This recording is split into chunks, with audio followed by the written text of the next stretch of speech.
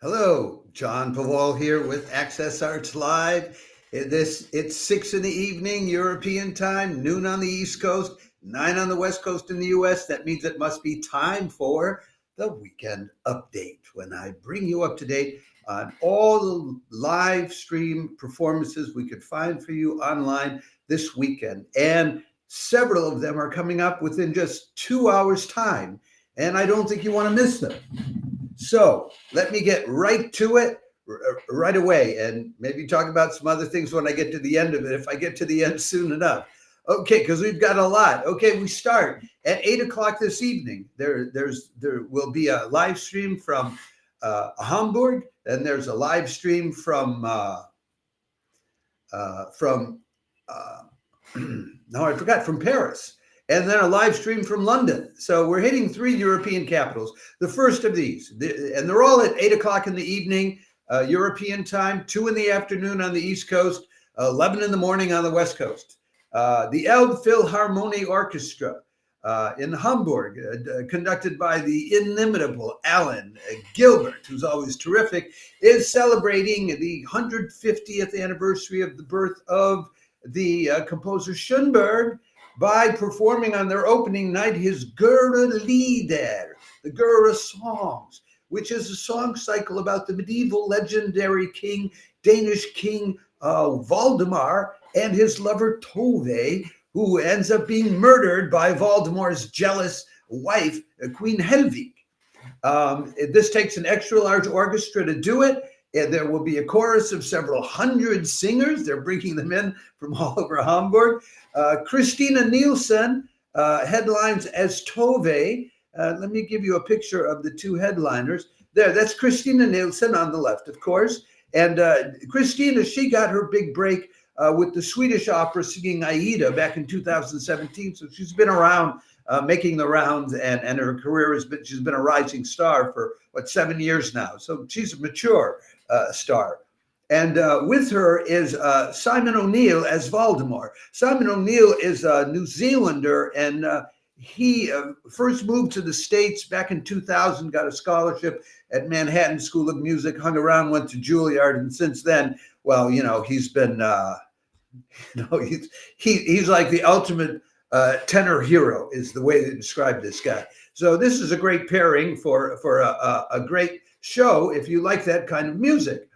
If you don't, and it's free of charge, we give you the link to it. It's on the Elbphilharmonie's own website, and we salute them for providing this free of charge to the global audience all over the world. At the same time, though, if you don't like that, that's not your cup of tea. At the same time, the Orchestra de l'Opéra National de Paris, the Paris Opera Orchestra, is presenting Shostakovich's Symphony No. 4, which is nothing to sneeze at either. The conductor is a Russian, Tugan Sokiev, who went to the St. Petersburg Conservatory to learn how to conduct. He was the musical director of the Bolshoi Theater in Moscow for like 8 years, from 2014 to 2022. But he knows his way around Frenchmen because at the same time, he was also the music director at the Toulouse National Orchestra down in Southwest France. And he's conducted with all the top European orchestras, Berlin, Vienna, Munich Phil, but also the New York Phil, the Philadelphia Orchestra, Boston, Chicago. This symphony, it's in 3 movements, not in 4. It lasts over an hour, 128 musicians it takes to play it. It was composed in 1936, but it didn't get performed then. Why not? Okay, I get to tell you a little story about it. Well, he had an opera going that was very popular at the time. So Joseph Stalin, the dictator of the Soviet Union at the time, attended the opera with his Minister of Culture, Zdanov. Well, a couple days later, an anonymous critique of the opera appeared, even though it was wildly popular with the public. This critique appeared in Pravda, the official news, and it severely criticized the piece, and among other things, it criticized it for what you could translate as the word obscurantism, which was, that was like one of these key criminal words in the Soviet lexicon when they wanted to destroy someone, and it said that the opera flirts with obscurantism, and that kind of game often does not end well. Meaning, if you value your life, cut it out. So he, although they were planning on releasing and doing the premiere of the Fourth Symphony, no, they pulled the plug on it, and it was not first performed until 1961 when Nikita Khrushchev came in as the premier of Russia and conducted his de-Stalinization campaign. Now, look, that's going to cost. That one's not free of charge. It's €14.90 or $16.50. But you know, if you want to hear it, that's what it's going to cost you. The alternative, though, if you don't like either of those, the Leeds International Piano Competition is ongoing. The 11th to the 13th, it was, and the last part of the second round is being live streamed tonight at 8 o'clock, the same time as these other two, 8 o'clock in the evening, Europe, 2 o'clock in the afternoon on the West Coast, 11 in the morning on the, 2 o'clock on the East Coast, 11 in the morning on the West Coast. That's free of charge. We'll give you the link. And they will be continuing that Leeds International Piano competition. The third round starts Sunday through Tuesday, and then the finals will be next on the 20th and the 21st, which is next Friday and Saturday, all free of charge online on YouTube. The contestants, these are high quality people. In order to be among the 24 competitors, they all had to pass through competitions in Shanghai, in Seoul, in New York, and in London, and so around the world. So it's top of the line. You have three choices here. Two of them are free of charge.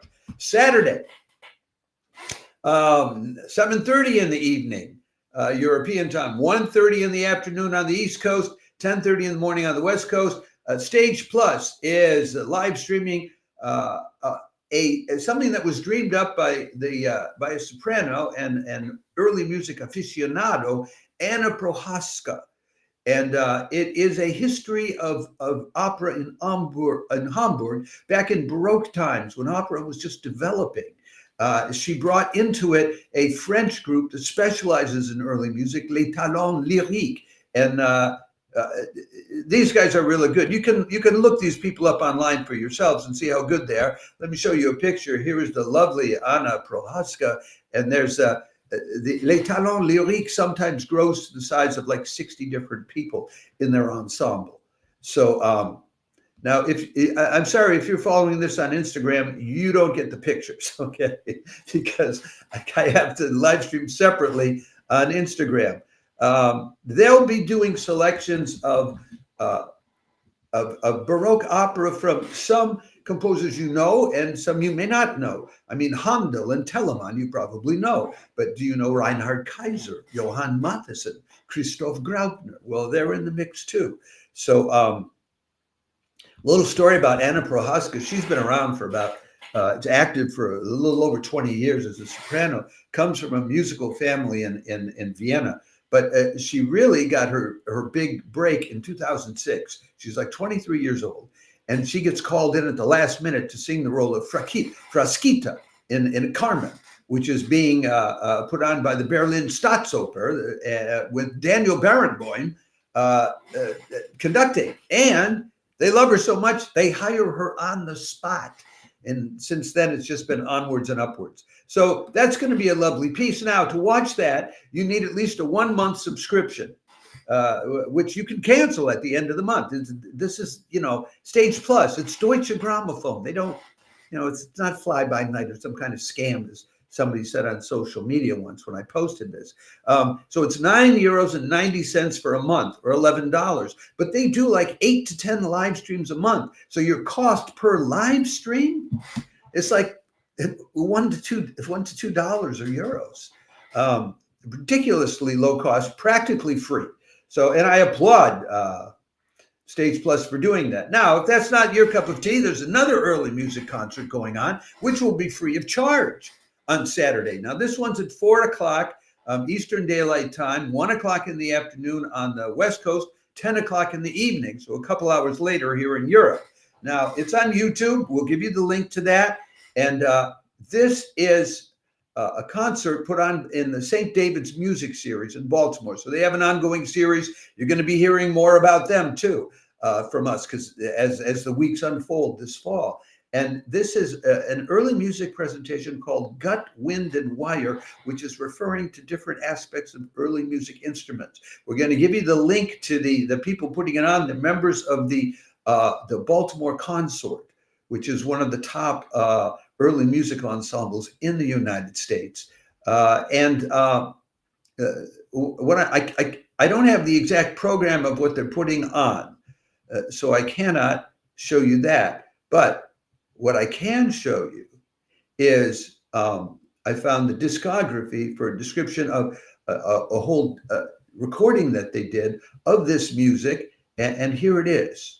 Okay, so here you get the whole page. It's on the web page of the Baltimore Consort. You can see this is early music in terms of folk music of different kinds from different countries, you know, Irish and Scottish and things like that, and some American tunes also from that period. So if you're really interested in early music, which is not Baroque, but which is more folkish, this is a concert for you.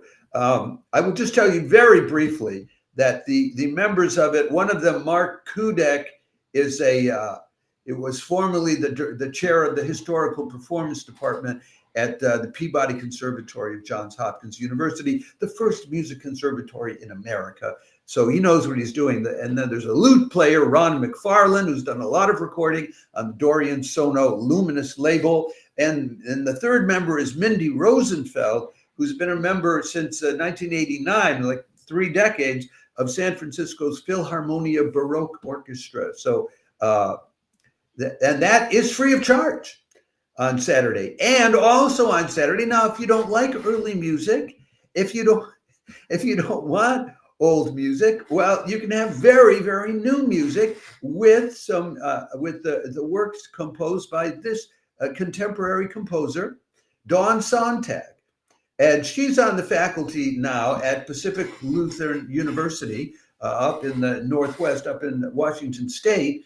And they will be live streaming a recital of some of her works Saturday at 7:30 p.m. on the West Coast, 10:30 in the evening on the East Coast, very early in the morning in Europe, but lunchtime, 12:30 p.m. In Australia on Sunday morning.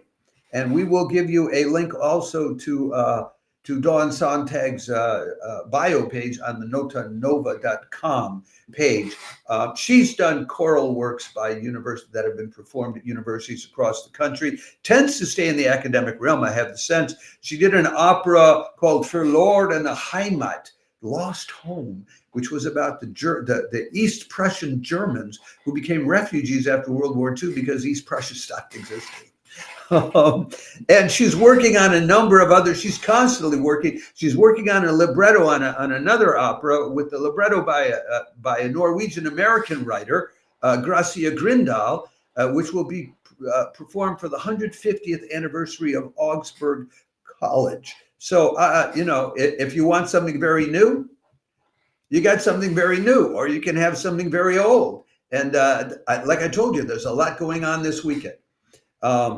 Let me see what else we have for you. I think we have 2 more things, okay? We're on to Sunday now. So that's what you have on Saturday.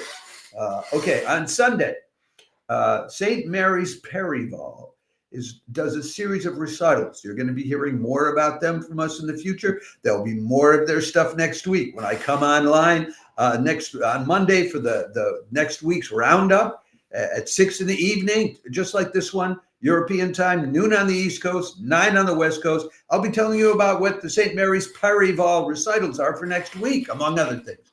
This is on YouTube, free of charge. We'll give you the link. It will be at 4 o'clock European time. That's 3 o'clock in London, but London is weird. And at 10 in the morning on the East Coast, 7 in the morning on the West Coast, midnight in Australia.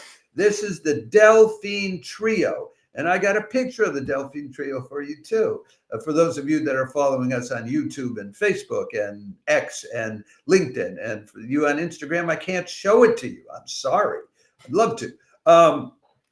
This is a clarinet trio, which is unusual enough. The members are Magdalena Kristevska, the clarinetist, and she's from Australia, well, of course, with a name like Kristevska. And no, but actually there were a lot of Central Europeans who migrated to Australia, some distant cousins of mine. Jobien Siekman, a cellist from the Netherlands, a Dutch guy, and Rolof Temming, a pianist from South Africa. They'll be doing a very contemporary piece composed last year by Roland Jones. It's a trio for clarinet, piano, and cello, coincidentally, and it's in a single movement. And they'll then, more classically, they'll do Beethoven's clarinet trio in E flat, opus 38, for those of you who count those opus numbers.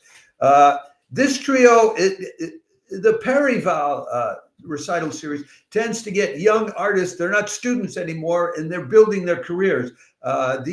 This trio, they all graduated together from the Royal College of Music in London back in 2020, and they got MAs there, and they also were then named junior fellows there, which is a special distinction. They have a debut album that came out this year called Adrift on the Dutch label TRPTK. They've been performing a lot in the Netherlands, but also in the UK at music festivals and concert series, including at the Royal Albert Hall. So they're not somebody to sneeze at, I would say. So that should be a lovely concert for you. We have one more live stream to tell you about in this series, and that is Sunday evening in New York, 5 in the evening on the East Coast, 2 in the afternoon on the West Coast, 11 o'clock at night in Europe, and 7 in the morning, Monday morning, down under in Australia and parts thereabout. Composers Concordance is live streaming a memorial concert series of readings in memory of guitarist Sean Satin, who was a part of that group. Composers Concordance is a group of people basically around Gene Pritzker, who sort of are interested in what Gene's interested in doing, which is challenging the boundaries between strictly classical music and chamber music and jazz and contemporary music and electronic music. So, I mean, I checked out a little bit of Gene's music. It's like, you know, if it were just jazz, I wouldn't be telling you about it because we don't do jazz on our within the access domains. But it isn't just jazz. It can be jazz kind of stuff imposed in a chamber music kind of framework. So this will be a concert put on by friends of Sean Satin that will include a new composition, a world premiere by Gene Pritzker called Song That Sean Liked for solo violin and sample straw. And that will be played by Petro Krysa, the Ukrainian Canadian violinist. Some of the people that are around him, it also includes Franz Hackl, who was the founder of the Outreach Orchestra, and there's now an Outreach Festival, and that's a European joint. And there'll be poets like Robert Ford and Imelda O'Reilly involved in that too. So that's what we have for you this weekend. It's a lot. And that last one, Composers Concordance, they live stream on their own Facebook page. So we'll give you the link to that. We'll give you the links to all of these things if you log on to any of them on YouTube. Do drop into the comment section, see if we're there. And if Access Arts Live is there, say hello and let us know if we were the ones who brought you there. I hope that some of you may have enjoyed yesterday evening, last night, the Royal Stockholm Philharmonic was live streaming their concert. So I went to the concert, but I live streamed before it. And during it, I ran across this great concert pianist, Martin Sturfalt, who gave us all kinds of background information about the Brahms piece that they did for the second half of the concert. So I hope you enjoyed that. I'm going to try to do more of that. I'll be in Paris starting midweek next week, so I might be able to do that for some of the concerts in Paris, in particular for those organ recitals at the St. Eustache Church every Sunday. I haven't included the organ recitals for this weekend, and we're already up to 20 minutes. So follow us on YouTube and on Facebook if you can. And enjoy these things. And repost these videos or our other notices to other people you know that love the performing arts, so we can really gather together the millions of us who love the performing arts around the world together, to be a global audience and enjoy this experience of the beauty and truth of the performing arts together at the same time with in the performance hall audiences. That's my vision. When I'm in a performance hall and I'm thrilled at how everyone is feeling at that moment, what we're experiencing, I'm thinking, oh, if only this were tens of thousands of people or hundreds of thousands of people experiencing this at the same time. What a great thing that would be. Okay, ciao for now. Have a good weekend. We'll see you again on Monday at this same